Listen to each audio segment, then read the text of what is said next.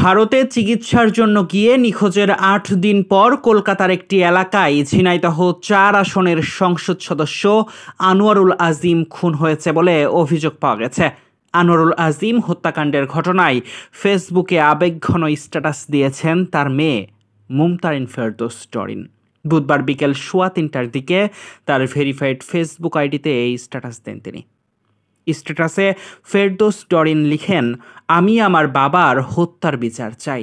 প্রধানমন্ত্রী আমাকে বলেছেন ধৈর্য ধরো, বিচার হবে। এর আগে দুপুরে ডিবি কার্যালয়ে সাংবাদিকদের ডরিন বলেন, আমার বাবাকে হত্যা করে আমাকে এতিম করে দিল। আমি আমার বাবার হত্যাকারীদের দেখতে চাই, তাদের ফাঁসি চাই। তিনি বলেন, আমরা কাউকে সন্দেহ করছি না, তবে আমার বাবাকে যারা হত্যা করেছে তাদের আমি দেখতে চাই। দর্শক, যদি জানিয়ে রাখি, গত ১২ মে চিকিৎসার জন্য ভারতের পশ্চিমবঙ্গে যান ঝিনাইদহ ৪ আসনের এমপি আনোয়ারুল আজিম আনার। ১৬ মে দিল্লি যাওয়ার কথা বলে নিখোঁজ হন তিনি।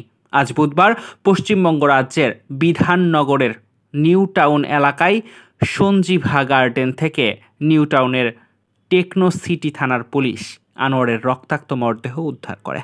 দর্শক, এই ছিল আমাদের কাছে এখনকার মতো সর্বশেষ। পরবর্তী সংবাদ পেতে চোখ রাখুন আমাদের নিউজ টিভি বাংলার ফেসবুক পেজ এবং ইউটিউব চ্যানেলে। এতক্ষণ আমাদের সাথে থাকার জন্য ধন্যবাদ সবাইকে।